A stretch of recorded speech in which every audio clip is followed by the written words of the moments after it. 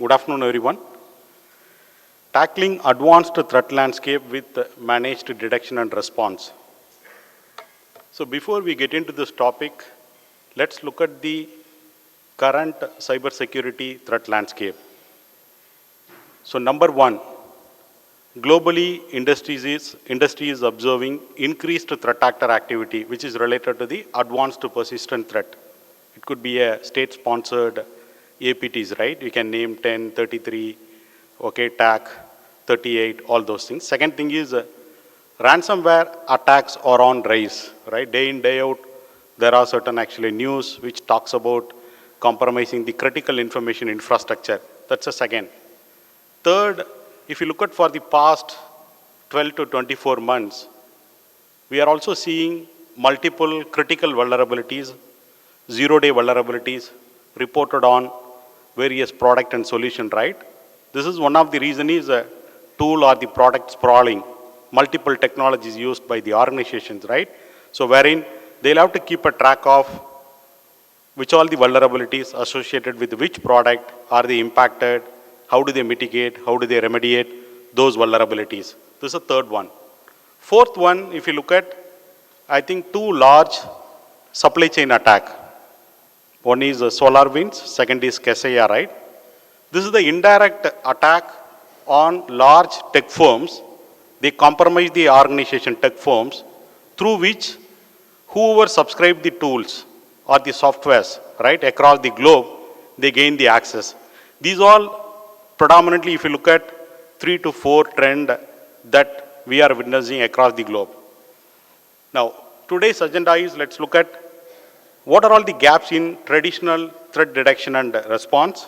Second, when we talk about the managed detection and response, what is the reference model given by the Gartner, right? How do you augment threat detection and response? Second, I thought of sharing some of the best practices related to MDR, which means what is that 5A approach? I'll spend some time on 5A approach. Then we need to embrace MITRE attack framework to detect the threats proactively, right? So we will also see in the threat detection and response life cycle at the various level, how do we leverage effectively the MITRE attack framework? I'll talk about that. Then on the whole, the gamut of the managed detection and response, cyber threat intelligence is the key. If you look at today, threat intel feeds are kind of a deluge. So much of information available coming from various sources, right? It could be open source, it could be like a OSINT or commercial feeds. The advisories coming from regulators, the agencies, OEMs. What do we do with that? Are they credible? Are they reliable? If I need to leverage this threat intel, what is the best practice around that? So we look at that. Then continuous improvement, I'll also talk about some of the key takeaways. So gaps in the traditional threat detection and response, if you look at as per the survey given by the IBM in 2022, on an average, the dwell time is somewhere between 6 months to 9 months time to effectively detect any sort of incidents and contain the incident, right? This is where it talks about. What could be the causes, various causes? If you look at, I have just plotted into the incident detection and response 5 cycles, right? Collect, detect, analyze, respond, and recover. If you look at the collect, lack of log sources, lack of visibility, lack of telemetry information, right? If there is an expectation from the MDR to detect all sort of attack, then we need to make sure that it has visibility of your heterogeneous IT estate, non-IT, it could be OT environment. If you leverage the cloud, SaaS or any of the cloud platform, PaaS, whatever it is, are you ingesting those logs into your MDR for this analysis? And anywhere if you look at organization is using 20 to 40 various network and security technologies, right? Each and everything has got an individual console. There is a monitoring takes place. You have a process, right? Do you have a holistic view across the product crawling for your SOC to have a holistic view and the threat detection and response? So these all some of the things could be the cause. Again, detection part, if you look at, it is not about it's more of like a dependency on static use cases, right? When you onboard or when you start the SOC, start with some asset-specific use cases and leave it there. But what is the risk? Considering today's cybersecurity threat landscape, which is very dynamic, volatile, we see the multiple critical vulnerabilities, 0-day, there is a threat actor activities, increased threat actor activity, which means this particular use cases need to be enhanced constantly to have a overall the preventive and detective capability. That's one gap. Then again on the analyze part, if you look at alert fatigue, I talked about, right? So much of actually product tooling implemented, are they actually integrated, whether the SOC has got a holistic view, that's a challenge. Now respond part, when we actually focus on improving the detective preventive capability, it is important for our organization to have a response capability, right? How quickly the organization has got an ability to basically contain this incident. That is where the SOAR coming into picture, right? There is a lack of SOAR implementation automation part. Then recovery part, because of the multiple product, these all managed in silos. There is a broken processes when it comes to the incident. These are all some of the key challenges, gaps in the traditional, the threat detection mechanism. Now, what does Gartner say when talk about this managed detection and response? They are talking about the three pillar, right? The collection, of course, it's your network, IT, non-IT environment. Then you bring the visibility from identity and authentication related services.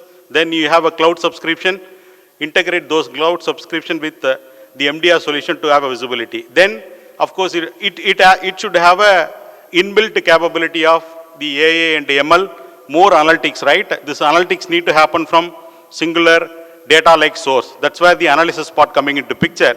Then, when it comes to the incident response, detection and the incident response capability, of course, it talks about the detection, response, recovery part, the strong threat intel part. This is the reference model given by the Gartner. Now, let's spend some time on what is that 5I's approach. When I say the 5I, first thing is identify. Organization need to identify the crown jewels, right, from the heterogeneous environment of IT, their network. This is where it should not be limited to only meeting the compliance requirement or just for a namesake of monitoring few critical devices, right? It should have a visibility of, you need to identify when we say the crown jewels, internet facing critical applications, critical systems, again, your network related assets. If you have a cloud subscription, cloud assets, then the endpoint visibility, this is important. Second is ingest. Once you identify the crown jewels, critical infrastructure, then ingest the logs from all, whatever we defined, right? Crown jewels. That's where, because this is important. MDR should have a visibility of your critical infrastructure. It covers IT, non-IT, as well as the cloud and endpoint systems. Then the improve the logs. This is where enrichment coming into place, where you need to have a credible threat intelligence for basically to do the enrichment on the log sources ingested, matching with some of the historical pattern, then again the known, the suspicious activity, right? The enrichment happened on the third, improve logs. Then the investigation part. You should have again inbuilt capability of machine learning, artificial intelligence basically to detect some of the known attacks as well as the predictive analysis need to be done. This is basically to prevent from proliferation of attack information and then response, be prepared to respond to this particular attack.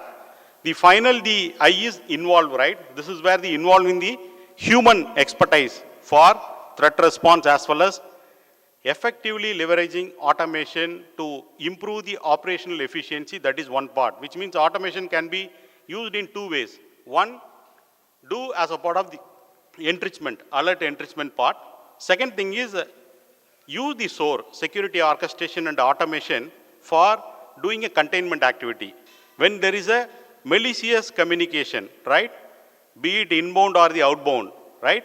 Which is matching with your threat intel, and the threat intel flags this particular IP is involved in a nefarious activity without going through the manual process of navigating through various teams, right? Blocking at the firewall level. You can have a playbook to basically block the IP at the perimeter level, firewall level. Similar way, anything related to the IOC related actions, be it the hashes or blocking the URL, these all you can have a playbook. That is where SOAR is going to help on response part, how quickly you will be able to do the containment actions moment you have certain information about the insights. So if you look at the MDR fabric, it has got 3 layers. The bottom one is the data collection layer, right? This is where we spoke about organization need to identify critical assets and then the ingest the critical assets to this MDR. Second, the middle one is the enrichment layer. This is where threat intel is going to play an important role. Next slide, I will also talk about how one has to curate the threat intel feeds coming from the various sources, and then how you can make it as a credible and actionable intelligence, because that is important. All the actions done by the SOC, that is actually revolving around the strong, credible cyber threat intelligence, right? This is where organization need to spend time in making sure that this is a credible intel, so that 100% you can go for the automation. Otherwise, you will end up having a noise blocking some of the legit IPs, right, at the various level, which will create the noise. So this is very, very important. Then the third one is the orchestration and automation layer. Now, cyber threat intelligence for proactive, basically threat detection, right? So if you look at, I talked about curating the cyber threat intelligence, right, from various sources. Now, say for example, you get cyber threat intel feeds from various sources. Look at the left side, right? So it has got the commercial feeds, and whichever the segment you are operating, you might be getting a sectoral or the regulatory related feeds. That can be one source. Then in-house, if you have any capability of threat research team, analyst team, who is constantly hunting to gather these information, that could be your in-house. Then the open source intelligence feeds are available.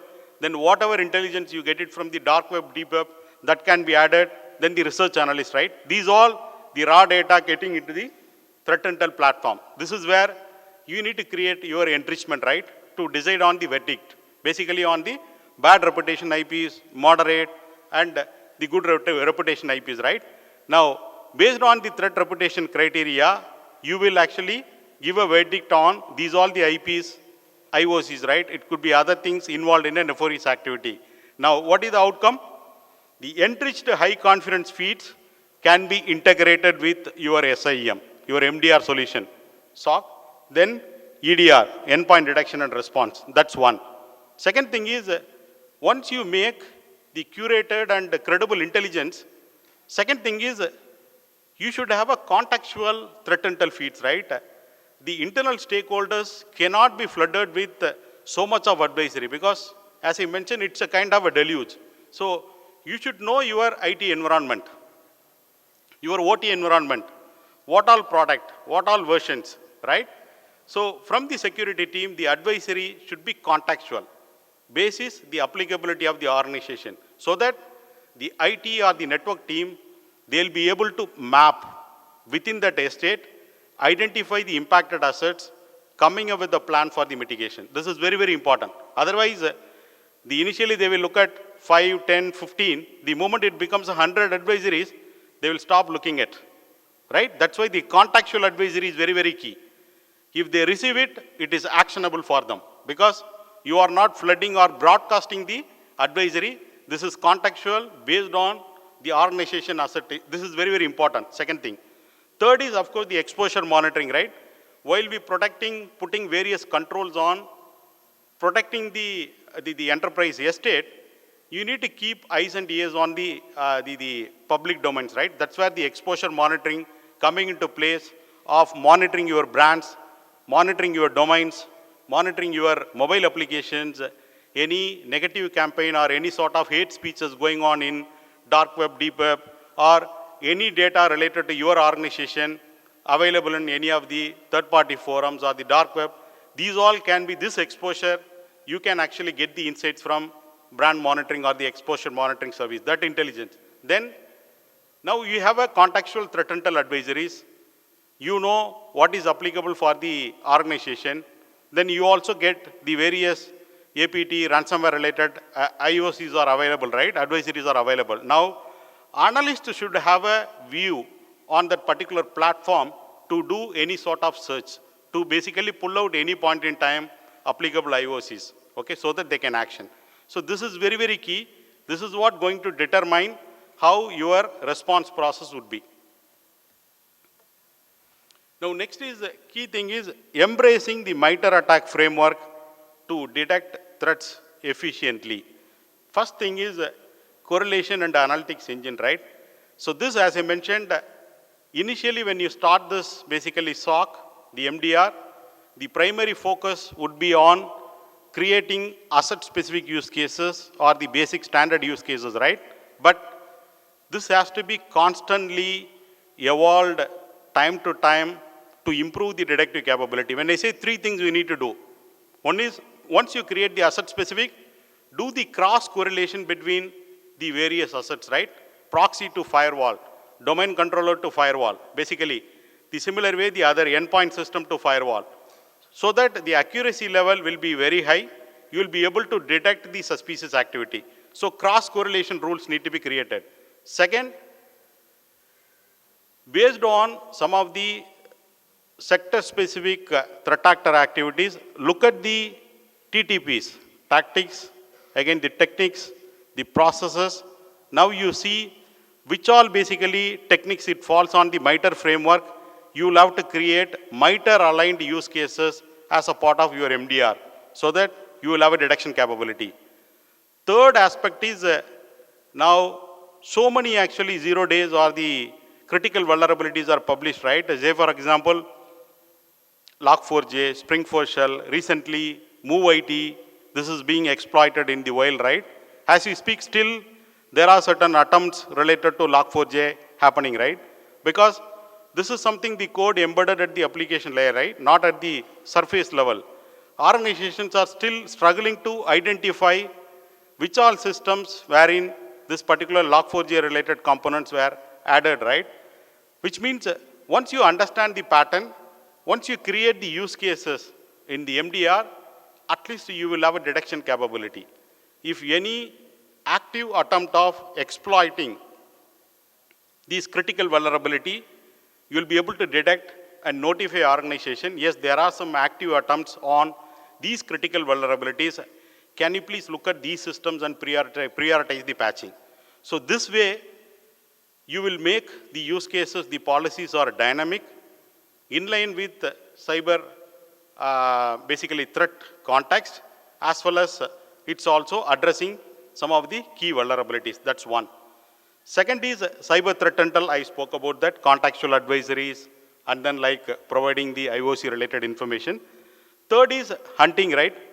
We as a security professionals, we are all battling basically to tackle unknown unknowns, right?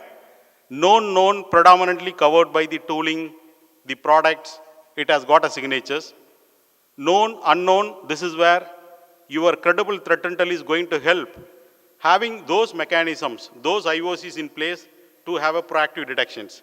But where you have to focus is, how do we identify the unknown? That is where you need to go beyond the use cases, what is configured on the systems. You create, again, when we talk about the threat hunting, there are three things, right? One is IOC-based retrospect hunting. Whenever there is a threat intel advisories, okay, once you validate the credibility of this advisory, pick up the known IOCs, indicators of compromises, which is basically IP, again the domain, URL, or the hashes, right?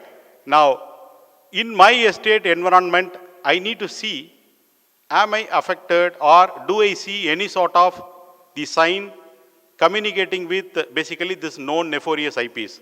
This is where you can have a playbook, picking the IOCs, do the retrospect hunting on the log estate, which is ingested with your MDR solution, so that within few minutes you will have a view, okay?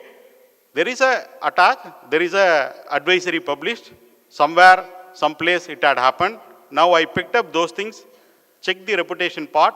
I have done a retrospect hunting going back for past 2 weeks time. There is no matches in my environment. That gives a comfort, as well as a proactive, pick up those IOCs, implement at various level, create the watch list in SIEM, block those IPs URL at the firewall level, add the hashes at the endpoint security level. So the production mechanism also built basically to detect in future, right? This is one. Second is hypothesis-based threat hunting. Hypothesis is nothing but assuming that threat actor has gained the access to your environment. Already they are in. Now, how do you basically eliminate that you are not impacted, they did not gain access, right? This is where you pick up sector-specific, say for example, if you are a banker, BFSI, there are certain threat actor activities predominantly targeting banking or the healthcare, right? Pick up those. Create the hypothesis. So hypothesis, when you create, you will have to look at the advisory, extract all the indicators of attacks. Indicators of attacks, create the hypothesis, run it with various actually your log sources to see, eliminate, okay, this we are not impacted. Second scenario tested, we are not impacted. Then that will give a conclusion, because here when you do the hypothesis-based hunting, you are going beyond the policies, use cases or the signatures, what is available on the tooling or the product. That's the second thing. Third aspect is situational based hunting, right? If I need to give an example, just like 18 months back, this geopolitical crisis between Russia and Ukraine, right? Though initially it was seen as the military invasion, but predominantly it was a cyber war, right? It actually raised three scenarios, geopolitical crisis. Russia targeting Ukraine, right? Cyber war. Again, it could be a DDoS, ransomware attack, bringing down the government, the critical infrastructure. To retaliate, Ukraine targeting Russia, the critical infrastructure. Now, Russia targeting the NATO, who are supporting Ukraine, right? There are three scenarios. If you look at as an organization, you will fall on any one of the category, right? Which means whatever happened between these two countries, the scenario, that threat scenario is very much applicable for the critical information infrastructure operating across the globe, the banks, healthcare. Now we need to look at, closely watch those such scenarios, pick up all the threat intel advisories, follow through the process of IOC-based threat hunting. Second is hypothesis-based threat hunting to see, yes, you are not actually impacted, and pick up those IOCs and do that actions at various levels so that you have a proactive detection and the mitigation capability. Next is on the response part. Next is on the response part. We spoke about threat actor TTPs, right? So now, based on the detection, MDR detections, if there is a match on specific actually threat actor group TTPs, use the playbook to do the automation part for the containment.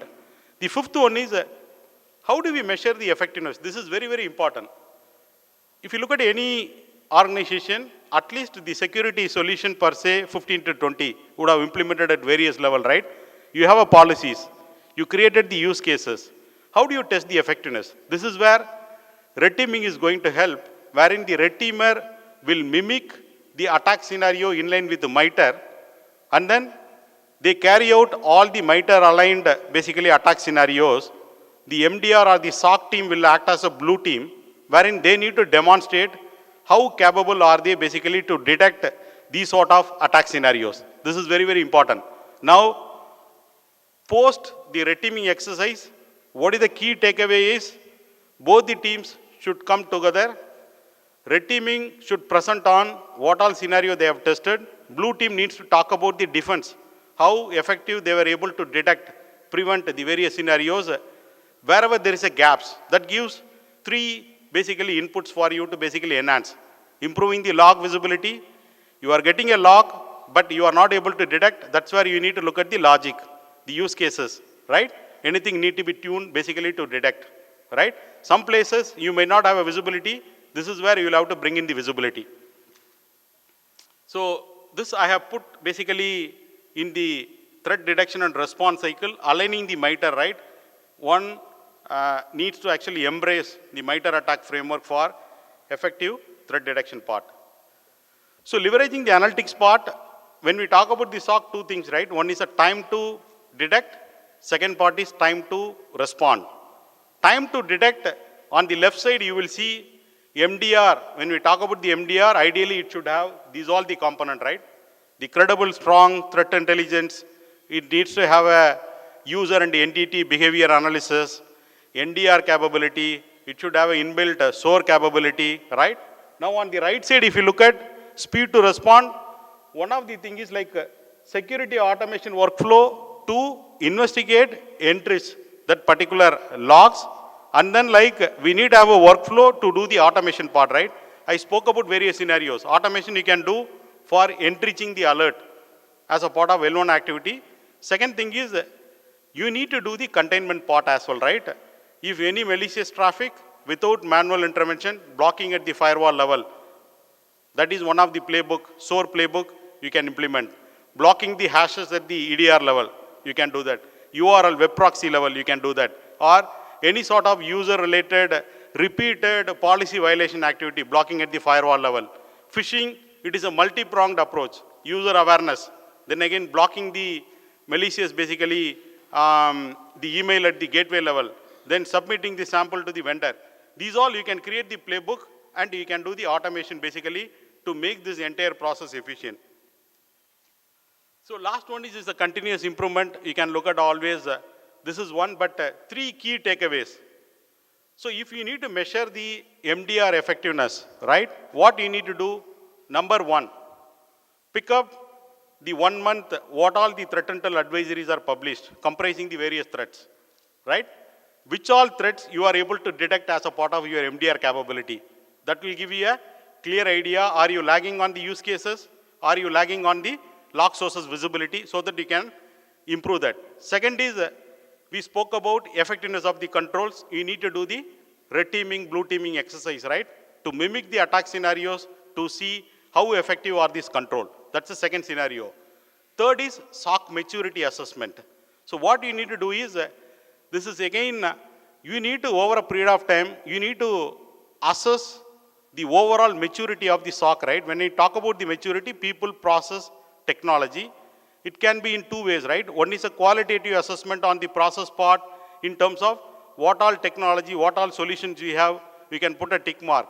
Then you need to have a scoring for effectiveness of each of this actually technology and policies, right? Now with that, combine that, already there is a framework available in Gartner. Gartner SOC maturity model, it actually defines in the scale of 1 to 5 based on various technologies you have implemented.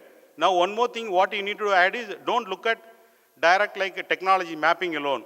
You need to look at the process effectiveness, people effectiveness, skill set, training, are they equipped to do the forensics, are they equipped to do the threat hunting activity, and then pick up your red teaming exercise effectiveness score. Then you will be able to arrive in the scale of 1 to 5, today, where do you stand when it comes to the SOC maturity on the MDR. With that note, I conclude the session. Thank you.